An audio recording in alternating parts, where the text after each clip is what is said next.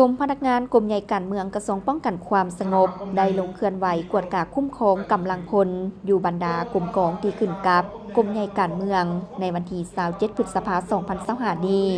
เข้าร่วมโดยพลจัตวาหนูใบอินทิสารห้องหัวหน้ากรมใหญ่การเมืองป้องกันความสงบมีคณะผักคณะน้ำกรมใหญ่กรมกองอ้อมข้างกรมใหญ่นายและพลตำรวจเข้าร่วม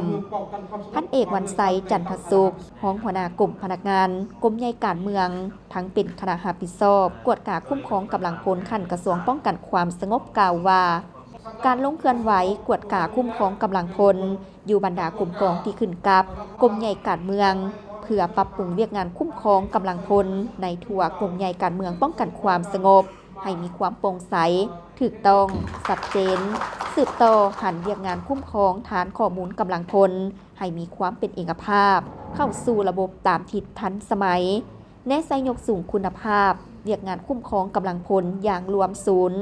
มีข้อมูลที่ถูกต้องเพื่อเป็นข้อมูลพื้นฐานให้แก้การสร้างฐานข้อมูลคุ้มครองกำลังพลของกรมใหญ่การเมืองก็คือกระทรวงป้องกันความสงบ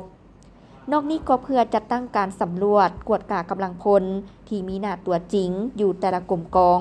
เคียงคู่กับการสุกยูเวียกงานกำหนดตำแหน่งงาน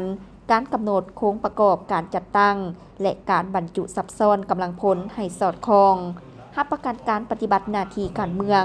ทางแก้ไขสภาพกำลังพลเหลือบพอยู่แต่ละกลุ่มกองให้มีประสิทธิผลดีขึ้น